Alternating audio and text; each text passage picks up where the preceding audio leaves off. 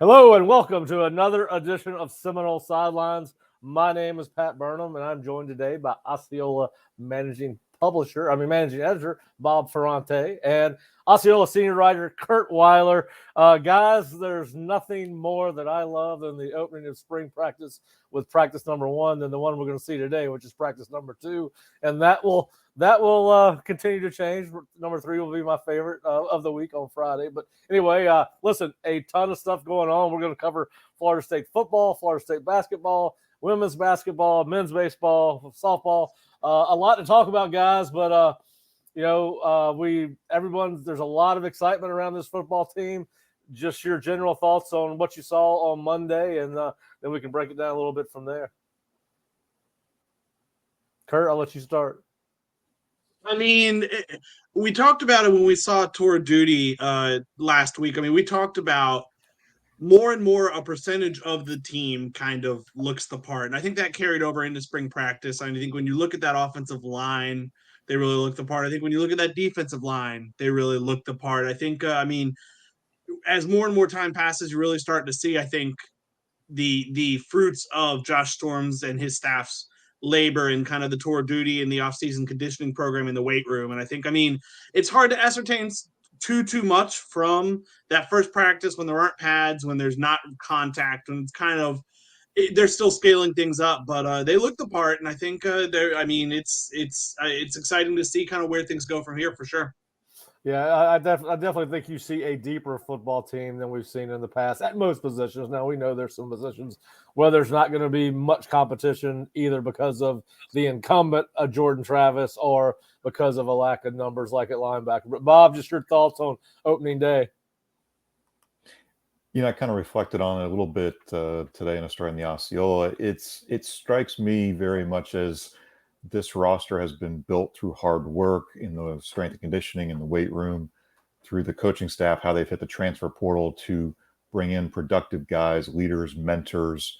And really, it was just 2 years ago, we were watching these guys on the practice field really struggling in the pass game to complete passes. There were a lot of drops. There was no chemistry or rhythm. And yeah, it was a great spring because you saw Jermaine Johnson and what the future could be if a guy like that was out there on the field.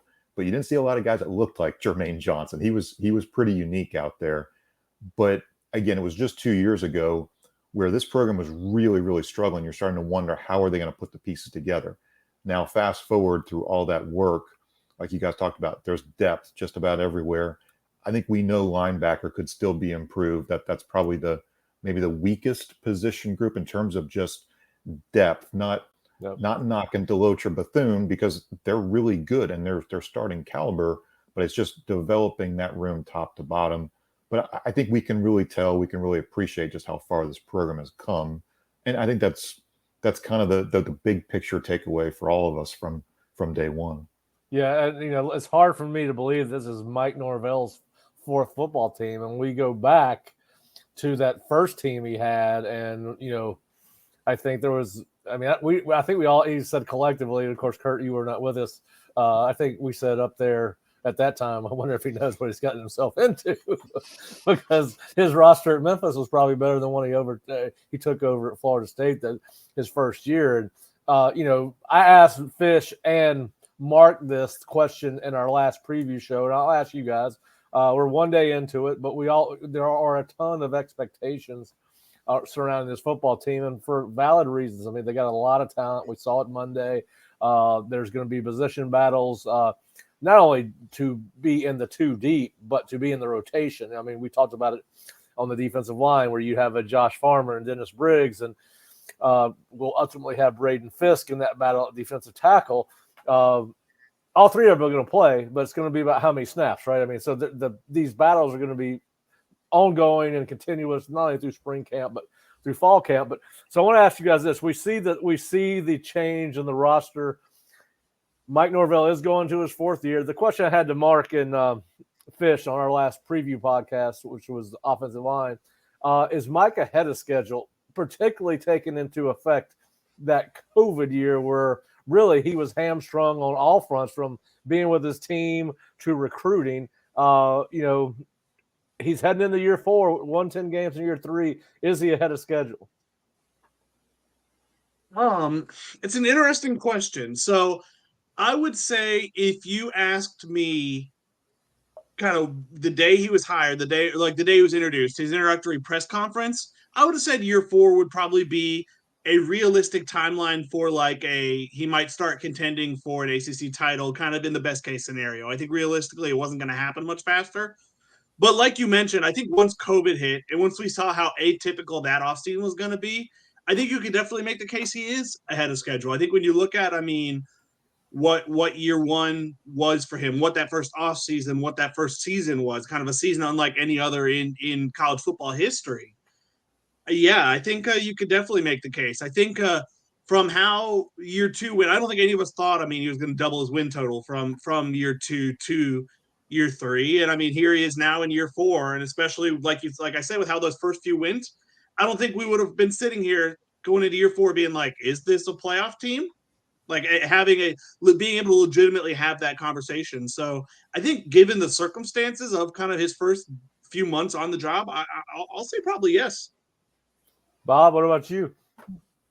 Yeah, I think if you put the asterisk of 2020 was not really a true season, because in the end you didn't play Florida, you didn't play a normal schedule, you didn't have a normal off season from spring, the strength and conditioning. Nothing was normal about how you coach or develop players.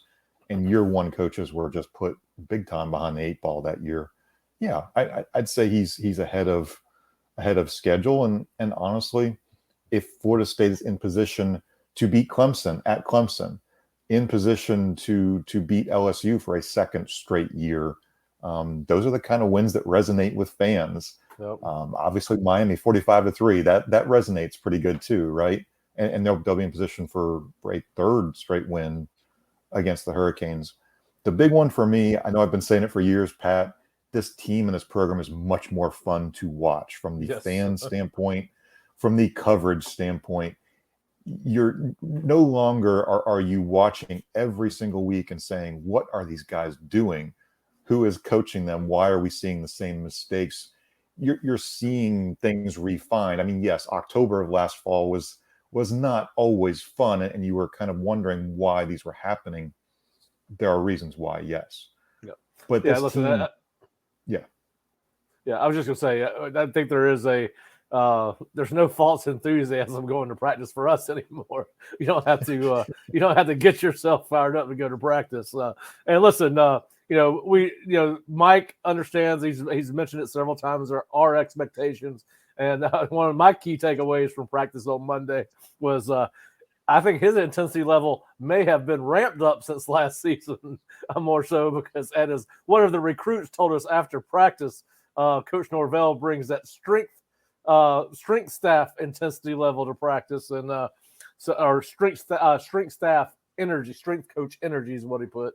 And he was getting after it. And listen, I know what a lot of people want to hear about or what we thought about some of the newcomers, but we want to talk about some of the guys that FSU is not going to see in the spring. And you guys met with Coach Norvell after practice on Monday. He announced that Robert Scott, Micah Pittman, Kevin Knowles, Aaron Hester, and Malcolm Ray would all not be available for spring practice. He did say on a positive note that he thought Braden Fisk and defensive end Jaden Jones might get some limited work towards the end of spring. Just your thoughts on the guys that are not going to be there. Well, I'll start with you, Bob. It's a bummer from a leadership standpoint, because I look at Micah Pittman as the guy who set the standard last spring for that receiver room. So, yeah, that hurts. But he's also elevated the room to the point where there should be other guys who can utilize these reps, these opportunities over 15 practices, a couple scrimmages, to make an impression, to continue to build. We've been asking, who are these redshirt juniors who are going to step forward? The Darian Williamsons, Kentron Portiers, Ja'Kai Douglases, who are those guys going to develop? And how many reps did a Micah Pittman truly need over a spring is a question. It's better for the other guys to get these reps. It hurts for Robert Scott because that's a true tackle competition. There is so much depth along that offensive line now that you have to wonder, when does he get back to full strength? How does he use the offseason? to be ready to go late July, early August. I think the other three guys, they're at various spots in the depth chart where they're truly competing for playing time at positions that are incredibly deep. So it's not great for their development, but from a get them ready for August, for week one, that's probably the big picture that they have to focus on, is just be ready for that first game. Yeah, and did he get? Curt, I'll ask you this question to be my follow-up question. Did he mention? Did he actually say that everyone, everyone in this group would be back for the fall? Was there any way to read what he said? Because obviously, as we all know, there's another portal era window coming up, and I think in this day and age of football, when somebody misses spring practice, I mean, there's that many people miss spring practice. There might be a natural assumption that, hey, this isn't all football. I don't think he would have mentioned them if he had an inclination to think that's where they're going now. Obviously, I think it's theoretically, especially look at a few of the names on this list, I think that is a possible destination. I think this is definitely unfortunate for it's an important offseason for guys like Malcolm Ray, with how that defensive tackle room is going to be. For Aaron Hester, kind of having a full year under his belt now. I mean, Kevin Knowles, I know, is kind of battling for that nickel corner spot, and I think it might give Greedy Vance a head start kind of going into the summer if he's out for the entire spring. I don't think he said any of that with that in mind. I think they're dealing with stuff, because I think he would have probably just been inclined to not mention them. And they Florida State's kind of MO for guys who would go that route are just kind of dropping them from the online roster. So I don't think – I think they are going through stuff, but it is not to say all five of those guys will be on the roster come the spring for sure. Yeah. Well, and I go back to the first three guys y'all mentioned, Scott, Pittman, and Knowles, all would have, maybe long run Florida State is better served by them not going through spring. And I'm sure that they're all legitimate injuries or something, whatever. I don't know what they are, but legitimate is what I'm trying to talk about. But I do think, Rob, you mentioned Robert Scott, and we saw that offensive line group on Monday. Listen, it's just not the three portal guys that we are expecting to compete for starting jobs. It's guys that are young and have been impressive since they got here. So we'll see how that plays out in Robert Scott's case. We'll see the same thing with Micah Pittman. The receiver room is deeper than it ever has been before, and we think that particularly with the addition of Fentrell Cypress, that the DB room is deeper than it has been in quite some time, and so much so that they moved Amari Cooper to safety. But we know that what a lot of people want to hear about are some of the new guys. So I'm going to ask you guys who stood out of the newcomers, either freshmen or transfers. And, we saw the reality of major college football rear its ugly head. A couple of them had the big gorilla jump on their back towards the end of practice. The intensity level was a little bit different than high school or even the college that they had transferred from. But just, Curt, who stood out to you as far as the newcomers? I guess not technically a newcomer, but I think people want to hear about maybe a newcomer with an asterisk. I was really impressed with Winston Wright Monday. I think, that's a setting with a non-contact setting that's going to be, one-on-one drills like that are going to fit his skill set. But I think watching him last year practice, he was trying hard to make it back last year. I know he wanted to make it back fairly early in the season. And I think just the realistic timeline for such a serious leg injury was not what he wanted it to be. He was kind of trying to will returning earlier than it would have been productive for him to do so. But last year in practice, we saw him. He never really, I think, looked comfortable over that even later in the season. I think just was still getting his feet under him. I think his feet are under him now. He looks like kind of the guy we saw at West Virginia again. that shiftiness in space. And I think especially, with on there, Micah Pittman being out, that's a nice hole you're filling for the time being with Winston Wright. I think they fill similar roles, but I think Winston might even be a bit quicker, a bit more athletic than Micah is. And I think he looked the part Monday and really impressed me. Yeah, I agree, and that's a good way to describe it. Newcomer with the asterisks. I think I might know somebody that did that earlier in the week. Yeah, I am not sure, but that's okay because I'm going to jump on your Ja'Kai Douglas train because he's not a newcomer. But we'll talk about more about him later. But anyway, he's a guy that keeps on popping out drill after drill after drill. Bob, how about you? Of the newcomers, who stood out to you? Good, bad, or indifferent? Yeah, I'll put out the asterisk also. It is early, but Kyle Morlock has the look of a receiver in a tight end body. You can see that athleticism. You can see a guy who is going to be able to go out there and impress you in shorts and a t-shirt. Now, what happens when he puts the pads on? What happens when he's going up against guys who've played Power 5 football for a few years remains a big question mark for me. Everybody you talk to about Kyle Morlock loves him, loves the work ethic, loves who he is, loves what he did at Shorter College, again, Division II school, Rome, Georgia. So, yes, there is the big jump still to be had. What can he do when the pads come on? But I expected to be more impressed, I think, with Jaheim Bell right off the bat. And instead, as you're watching the tight end group, you're saying, wow, that's Kyle Morlock again and again and again. Yep. So two guys that I think we're watching in a room that perhaps similar to receiver last year, where guys absolutely had to emerge. Again, tight end, we need to see a room where to back up Marcus and Douglas, whether you're thinking in the depth chart or just in truly building depth, we need to see tight ends emerge out of that group. Yeah, and I put in my pre-practice note or post-practice notes, and that Morlock to me looked more fluid and faster than what I remember him being on tape. And listen, that's one of the great things about seeing people in person, right? The speed of film is supposed to be realistic, but sometimes it's not. But yeah, I was very impressed with him. I'll tell you, and we're talking newcomers, but Preston Daniels looks like he is more fluid and has more, his hands are more ball friendly than they have been before. I mean, I know it's shorts, but he made a couple of nice catches in practice yesterday.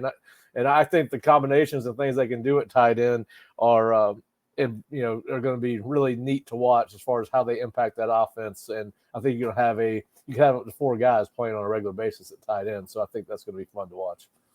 Another kind of newcomer who I guess is another guy with an asterisk, kind of, because Isaiah Holmes stood out to me Monday. I mean, he's like, I think kind of the lost guy in that running back room at times, where they're probably going to play 3, and you're probably looking at him as the 4th guy coming into spring, I would think, behind Trey Benson and LT and Rodney Hill, the redshirt freshman, kind of we think is going to take that next step. And Rodney looked good too. But Keziah, I think there was a bit of like, I mean, he was a guy who was a PWO here, but was on scholarship at Penn State. Was, I know, a coveted prospect, and I think he had the best run of the day. They didn't do a ton of 11 on, and running backs are hard to judge, especially in those settings where they're not hitting it all because there aren't pads on. But he moves well and caught the ball well at the backfield, and I think is definitely kind of out to show like, hey, don't lose me in this mix. Yeah, and listen, I think the one thing we saw when we went to tour of duty with Keziah is he's explosive, right? I mean, he gets up to full speed really quickly. I think of the guys you talk about slot receiver. Let's just talk about the skill guys in general outside of quarterbacks. He stood out to me a lot in mat drills where you would just see 26 flash by, and he was as fast as anybody in his group.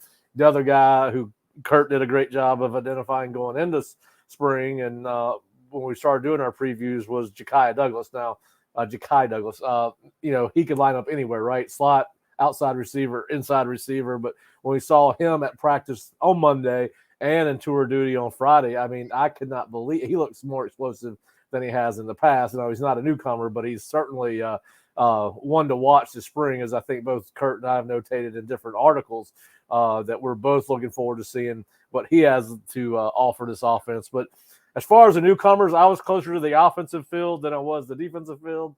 And as you guys know, I spend a lot of time watching the offensive line, probably too much time watching the offensive line. But, I think it's going to be fascinating to see how all these battles shake out. Like I certainly do not believe that who we saw run out with the ones in team will run out with the ones in the team August 1st, August 31st, September 31st, September 1st, whenever the season starts. But I think we'll see a lot of change. But listen, we were all impressed with Jeremiah Byers in tour of duty. There was nothing that took away from that in practice. Casey Roddick looked very good.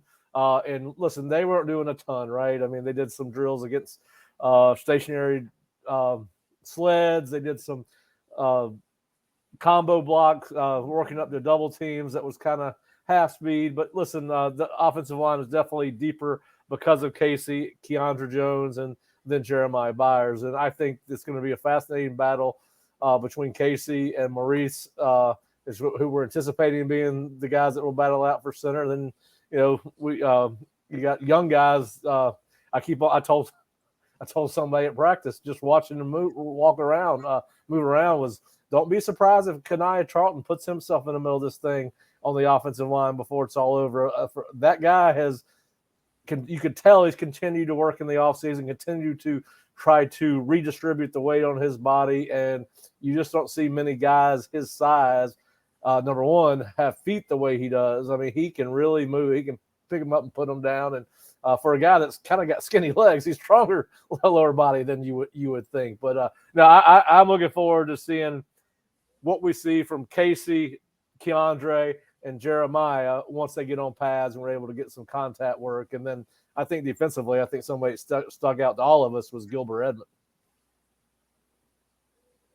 Yeah, so I wanted to say actually on the offensive line, I mean, I would say it's nice that gone are the days of, I think we don't know exactly what the spring game format or spring game showcase format's going to be. I think gone are the days of having to kind of use one offensive line for both teams like they've had to, as the depth wasn't great. I mean, they have, I think, two fully capable units. Yep. As long as guys stay healthy through spring, that they'll be able to trot out, I think, different lines and not have to do that anymore. And that's encouraging.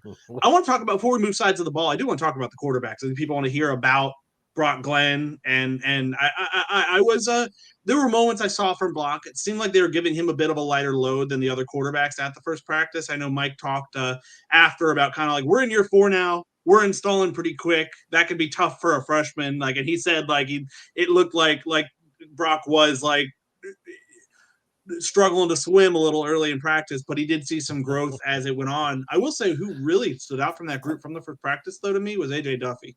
I thought AJ had maybe the best day, and I think this is an important spring for him because, I mean, he hit the wall pretty hard, I think we can all say, from in practice last year and never really got past it. And so maybe the reset will do good for him because he had some really nice throws on Monday. Yeah, listen, and to Brock's credit, he's here a semester early. He is probably never – we saw it with Tate his first spring when he came in here. I remember I can't remember who it was. I don't remember somebody with the Osceola or somebody with the another organization said, well, his arm's not as strong as I said, listen, that guy's throwing 150 passes today. He probably didn't throw 150 passes in 3 days at Valdosta High School. You see him do those individual errors against routes against air where they got 4 guys throwing the ball at the same time. In high school, that was probably never the case. Maybe 2 guys throwing the ball at the same time. So the number of reps he's getting, his body will catch up. He was not the only newcomer that, kind of the pace of practice got to. We don't want to call him out by name necessarily, but he was not the only one. And that's to be expected, right? Some of these newcomers, the pace and intensity levels will probably a little bit different. Certainly the caliber of player you're competing against is different. So I think you'll see those guys start to grow and grow and grow.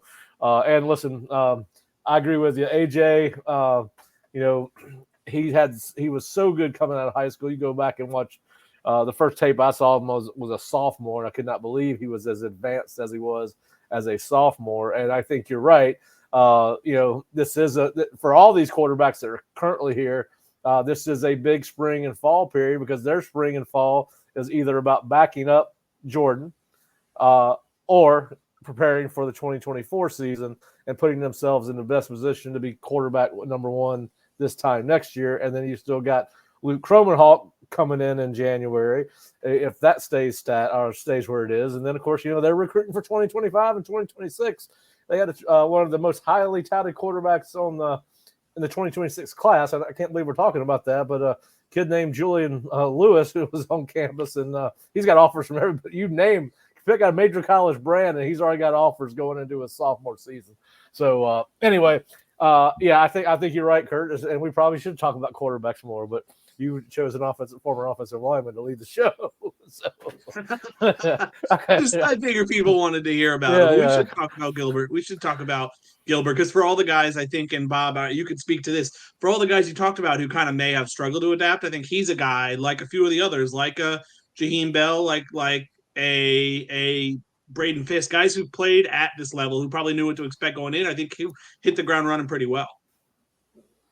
The thing with Gilbert that's really cool is that's a track guy. That's a guy who's got a hurdler background. And think about athleticism that you want at defensive end. I mean, yes, it's about the first step. It's about how your leverage points in your hands and all.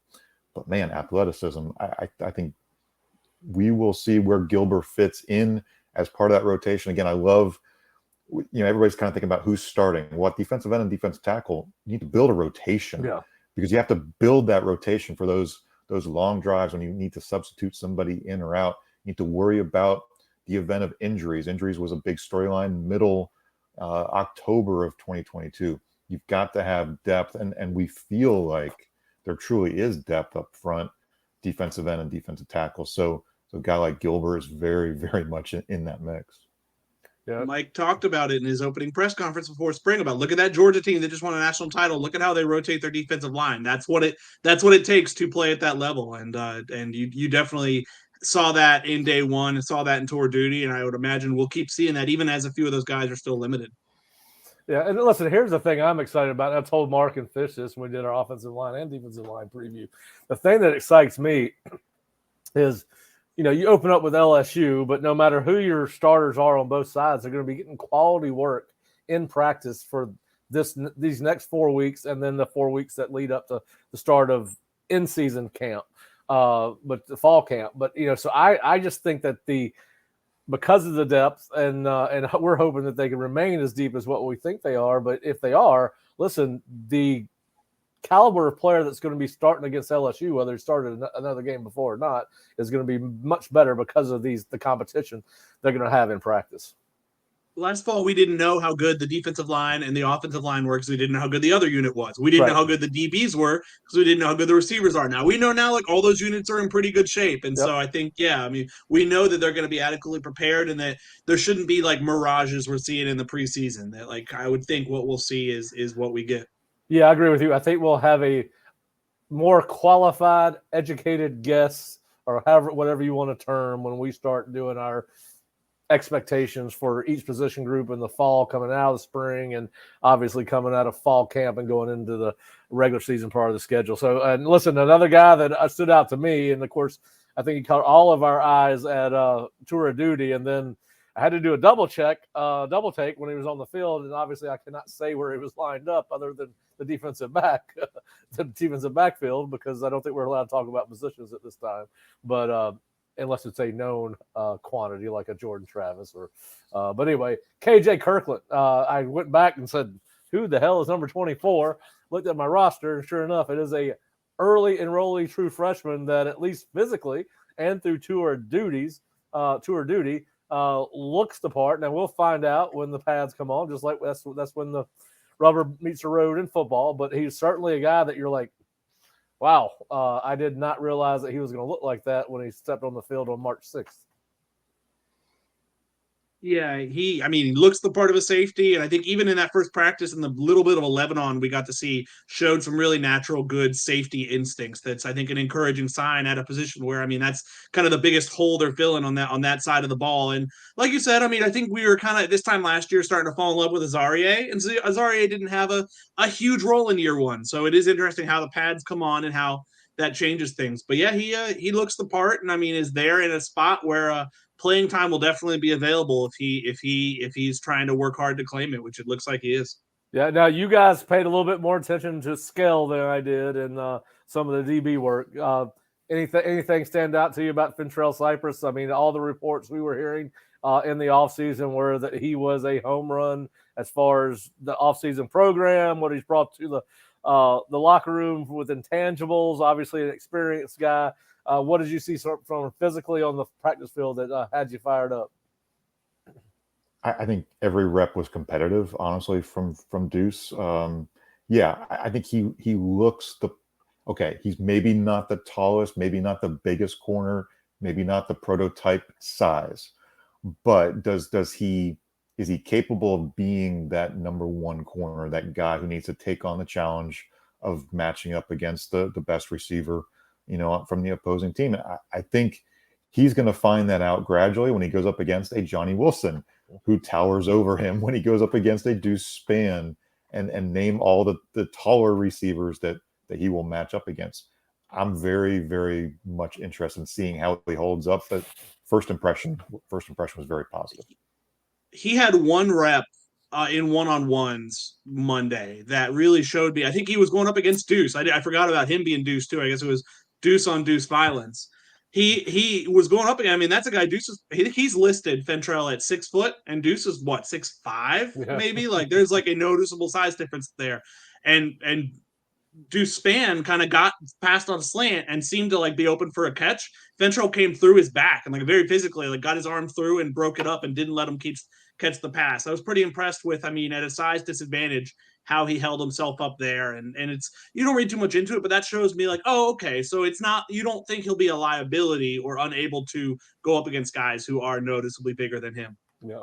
Yeah. And of course, we will be back out at practice this afternoon. So we will have post-practice reports right after. We'll get a chance to see, talk with Mike Norvell after practice. Obviously, we're expecting that there will be some recruits at practice. We saw over a half dozen recruits at practice on Monday. Some notables were 2024 wide receiver safety prospect Trey Horn from he's from North Georgia town, Rabun Gap, Nakuchi High School.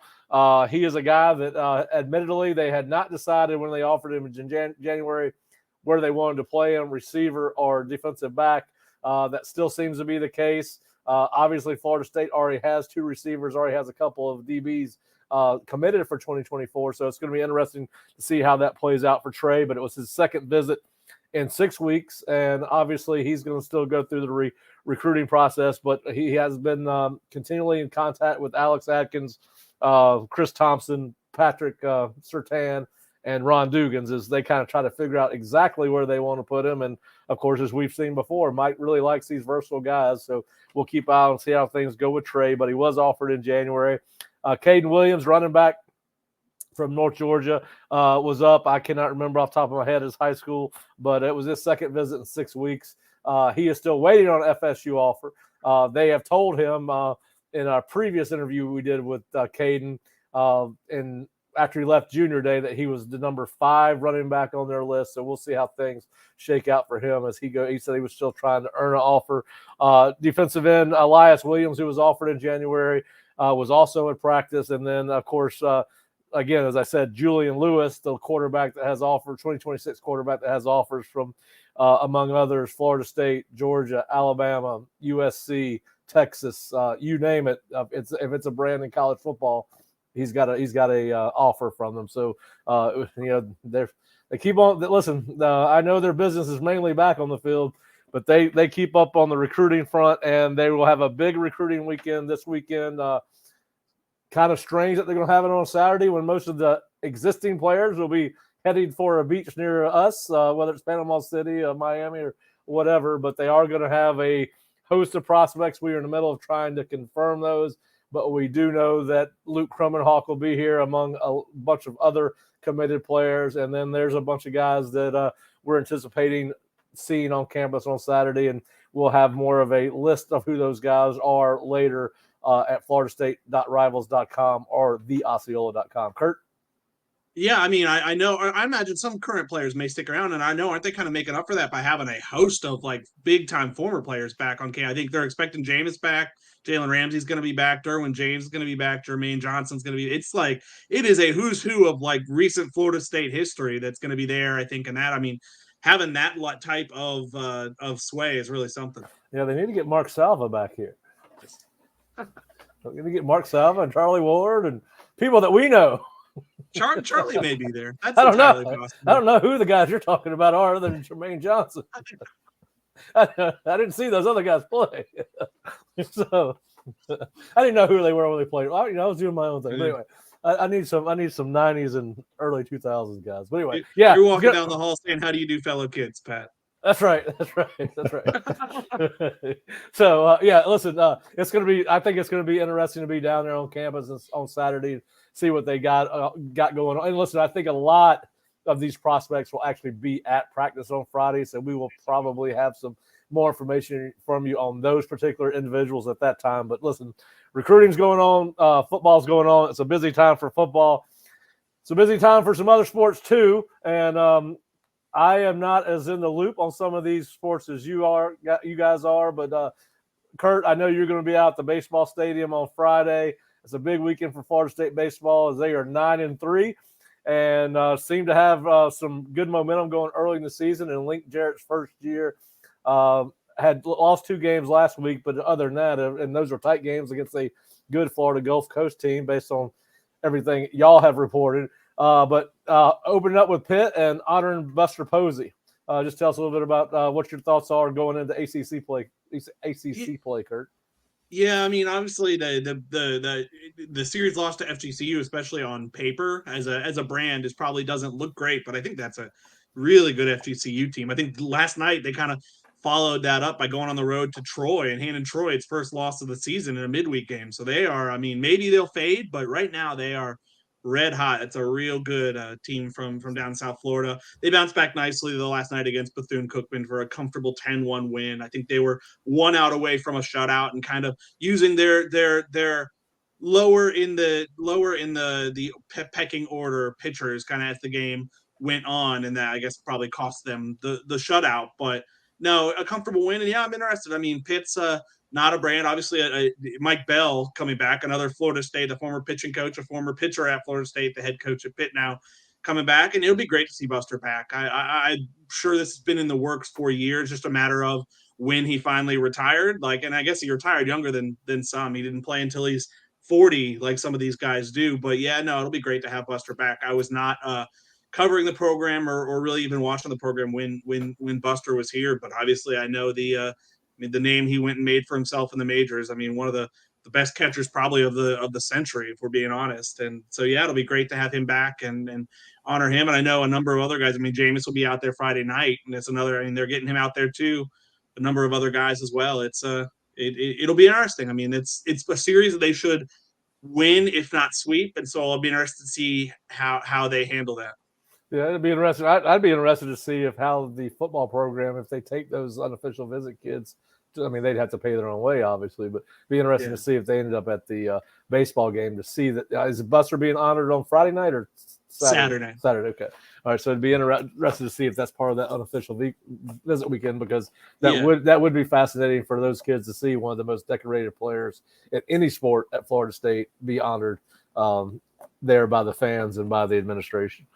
Yeah. Friday's honor. They're honoring a lot of the football players and Jameis, I think, because they're going to have them all there as guests. All right, who's throwing the first pitch on Friday, Jameis? I would think it'll be Jameis, but I wonder if he's got. Norvell looked pretty good throwing that first pitch out a couple weeks ago. I wonder if Winston's got a little something to live up to. He threw on that mound. I mean, he was a closer for them, a pretty good closer. Yeah. If he'd focused on baseball, that could have very well been his path. Yeah, everybody around the baseball program says Jameis really loved baseball. I think, yeah.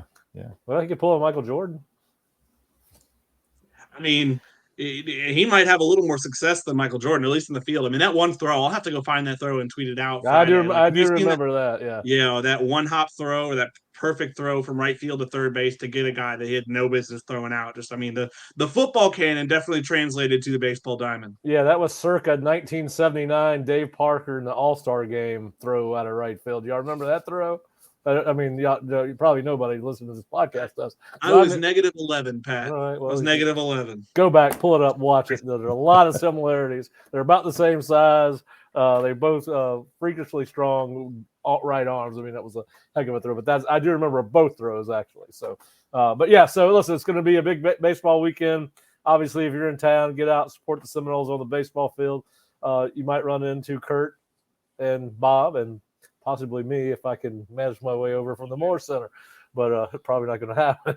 All right, so we got some. We'll stay with the ball and stick sports, and FSU softball's got a big weekend. They're 20-3 and ranked number 6 in the nation, and they travel to take on number 3 Oklahoma State in Stillwater. Bob, I think you were down there today talking to the softball team. What's the anticipation going into this particular series? I think it's a neat series. It's the return of, Oklahoma State came to Tallahassee last year, so they're making the return trip beginning Friday, and then they're going to play over at Oklahoma. It's Coach Alameda's alma mater. That'll be the Tuesday game.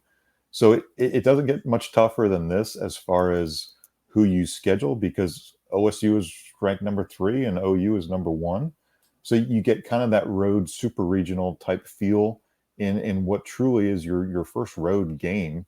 I know Florida State was on the road at Clearwater, but technically, It's a home home base for a lot of Florida State fans, and that's a true neutral. But yeah, I think the Seminoles have won 11 straight, and hasn't exactly been a lot of challenging, notable wins in there since the Clearwater series against the likes of UCLA, Bama, and some of those other top 25 teams. But this will show where the Seminoles are. I asked Coach Alameda, how do you describe this team in the preseason? You described it as kind of gritty and scrappy, and how do you describe it now 23 games in? And she says, a lot of that grittiness and scrappiness does show up how you take the extra base, how you advance runners, and even how you put pressure on the pitcher. Maybe you didn't get to first base, maybe you worked an 8-pitch at bat to then the pitcher got a little bit tired, and the next hitter got a fortunate pitch that she was able to drive. So I think the softball program is in a really good spot, and we're looking forward to just seeing how they measure up in Oklahoma. It's hard to believe they're 23 games into their season already. I mean, that doesn't seem possible. I thought I looked up last year's schedule when I started looking up, doing some research for this thing today. So, how many games does softball play? 50? More. Baseball plays 56. I think softball plays more than that. Yeah, I think it might be above 60. I mean, they can get away with more because it's like a healthier pitching motion. I mean, pitchers can throw twice in the same day, twice in the same weekend. I mean, they're not getting Tommy John. No, very little stress on your arm that way. Yeah. In fact, I probably would have been better off playing softball than baseball when I was young. So I would have paid to see that, Pat. Well, listen, I throw a football through between my legs much better than I do overhanded. I mean, I could long snap a ball 40 yards. I don't think I could throw a football 40 yards overhanded. But anyway, that's for a different time and place. I'll have to prove that, guys, to you one day. All right, so let's talk about a team that is going to be playing some more ball, just like the softball team, and that is the FSU women's basketball team. Ended their season what most people thought early, with the early exit out of the ACC, but they are 23-9.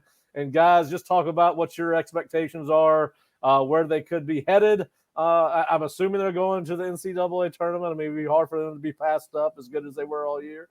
But you guys are more in tune with that than I am. But just talk about, obviously, there was a lot of thought that if they had made a good showing in the ACC tournament, they might host a round of the NCAA tournament. Where does that stand now? Yeah, I think the chances of hosting have unfortunately long since disappeared as these kind of late season losses added up. Unfortunately, they stumbled up at Clemson, then stumbled up at Greensboro in the ACC tournament without Tanaya Latson. But the good news is everything we're hearing, Tanaya's injury is a lot better. She's healing up really, really well, and will be ready to go for the NCAA tournament. A lot of the projections have the Seminoles at about a 6 seed, and we'll find out officially Sunday night when the bracket's announced. Some potential sites could be going back to Baton Rouge, potentially College Park, Maryland, potentially Iowa. So we'll kind of see. Not maybe the most desirable destinations in the world after you drop off from Baton Rouge to some of those spots. But hey, does this roster, can they make a run to a Sweet 16? Can they pull off an upset? Yes, if you have Tanaya Latson back, you do have some firepower there to make a bit of a run. But we'll see. It'll be really intriguing to see that field announced, the field of 68. You can kind of get into the brackets and just see what the path is there for the Seminoles. Yep. Curt, any final thoughts on the women as they head into the NCAA tournament? Yeah, no, I think Bob hit the nail on the head. I mean, I think with Tanaya, they could make it out the first weekend. You hope the struggles down the stretch. You hope that, like, especially a Wake Forest loss where they didn't have Tanaya isn't held against them too much. Because if they fall to the 7 line, it gets harder to make it out of that first weekend going to play at a 2 seed. So if they stay on that 6 line, then I think they'll have a chance, and we'll see what happens from there. But no, yeah, they absolutely have the potential if at full strength. I think it'll be. I mean, 2 weeks between games, I think can only help them kind of heal up after I know just a grueling 32 game season. Yeah, well, listen, I can't wait to see them in the tournament. I think we all hope they make a deep run. It'd be fun to see. And listen, it's been a great first year. I guess you would consider this the first year for Brooke. She officially the first year head coach. I know she coached 2 years ago as a temporary interim head coach while some things were going on off the court for Sioux Samurai. So anyway, we'll be interested to see how they go. And of course, guys, we endured this together. Yesterday as a staff, we saw Florida State put to bed its men's basketball season as it fell to Georgia Tech 61-60 in a game that looked like it had a 5-point lead with like 2.5 minutes to go. We thought they were going to advance to the next round, but you guys are the experts on the men's basketball program. Thoughts on the season, thoughts on where they go. I know Coach Hamilton mentioned right after the game yesterday that 2024 starts now, the new season. So it sounds like he's got some plans on how to address some of the deficiencies in his program. But just your general thoughts on the totality of the season and where he and his staff go with the roster and those kind of great things. They're going to hit the transfer portal big time. I mean, and I goofed. I thought it was going to open after the Final Four. It's opening Monday. I mean, it's going to hit right away. I mean, there are exit interviews going on before players go into spring break. And Leonard Hamilton says he's going to go for 3 or 4 more transfers. That's in addition to bringing back Cam Fletcher and Jalen Gainey. Those, of course, were guys who were injured. Gainey in the offseason, Fletcher about 10 games in. So the roll of the dice is transfer portal and more NIL money to back Leonard Hamilton's rebuilding process. If you doubt Leonard Hamilton and what he can do, fully understand that. What has Leonard Hamilton done very, very well in his career? He has rebuilt bad programs. And he has a chance to rebuild one that he has already rebuilt. It's kind of an interesting offseason storyline, honestly, for me, Curt.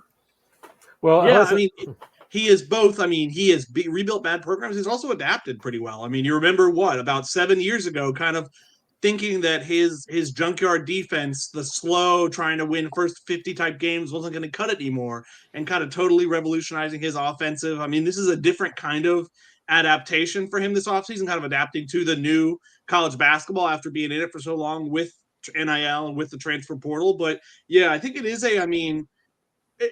you hope he rejuvenates it because you don't want things to end like this. I mean, the winningest coach in Florida State history, one of the winningest coaches in ACC history, as wild as that is, you hope it doesn't end. I mean, you think one more bad season could very well be it. So you hope it ends on maybe at least a little better of a note, one last trip to March and see what happens there. But he and his staff have their hands full, to say the least. Yeah, any chance that he puts Mike Norvell on retainer to teach him how to get through the portal? Mike, if coaching doesn't work out for Mike, and it is right now, but if it doesn't, he could probably make a pretty penny as like a transfer portal consultant. I mean, he is the blueprint. Yeah. So, well, listen, it's going to be a fascinating offseason for FSU basketball, that's for sure. And listen, we will be back out at Florida State practice this afternoon. We will be at the baseball games this weekend. We'll cover the softball games, I believe, remotely. But we will have news on all of those, including the women's basketball team as they prepare for the NCAA tournament. If you are not a subscriber to the Osceola, please go to floridastate.rivals.com. We have free content. A lot of our recruiting content is free. We have plenty of that on there. We got some other articles and other sports they're free. They're not behind the paywall. So please go check us out at floridastate.rivals.com or theosceola.com. We have monthly subscriptions, annual subscriptions, but I feel like we do a better job of covering every sport at Florida State than any site out there. So we hope you give us a chance. We've got a lot going on Florida State's campus right now, and we'll have it all covered one way or the other, and including we've got football recruiting, basketball, baseball, softball, and I'm sure something's going on with golf that I don't know about. But anyway, we've got it all covered, guys. Just quickly as we wrap it up, what are you looking forward to watching at practice today, or what's your main focus going to be? think I'm still going to be watching the receivers and tight ends. You guys know I like my playmakers, and I kind of want to see the development there. Really, I noticed you didn't have your there's- drop clicker going as much as you have in the past. You got that little pitch count clicker that you take with you? yeah. I'll be taking photos. Hey, Okay. if you guys appreciate sports photography from bad photographers, you can appreciate Come my on. photo gallery later Wednesday on the Osceola. Hey, we'll have good lighting. We won't be indoors, and maybe we'll have some good photos of the action out there for you. Curt, anything that's got your curiosity peaked for today? I'm interested to see. I mean, it is always interesting how this spring practice lines up, where you get 3 practices and then a week and a half off for spring break. So, I mean, how much do they push them? I mean, is it kind of like giving them a lot to work with? I mean, I'm thinking we're not going to see a fully padded practice till after, but how much does the intensity ramp up today, and then Friday going into spring break? Yeah, and I do think they're in shells today, which means there'll be, if I'm not mistaken, they can go to shells the second day, so they will have shoulder pads and helmets. So we'll see a little bit of action.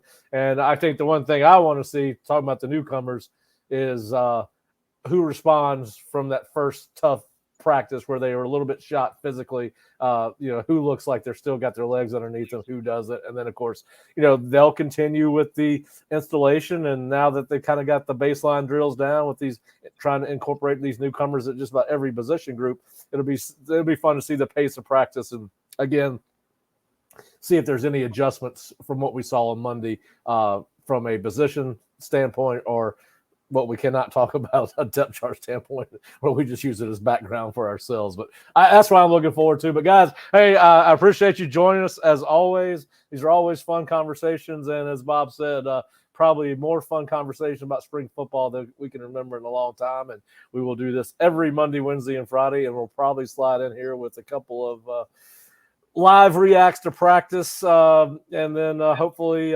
maybe they'll open up a scrimmage to the public. Right now, that's not the case, but we saw it in 2021 where Saturday practices were announced closed, but then they opened it up to recruits. So I know one thing. I'll be driving around Doak Campbell Stadium on Saturday morning until I see this, I know those gates are staying locked. But anyway, it's going to be a fun spring, a lot going on, a lot of excitement around football, obviously, baseball, softball, and women's basketball. So a ton to talk to you guys about, and we'll be back, like I said, every Monday, Wednesday, Friday with a live Seminole Sidelines show on Osceola YouTube television, Osceola Twitter, and Osceola Facebook. And thanks for joining us, Curt, Bob. Appreciate it as always. And we'll be back on Friday. Have a great one.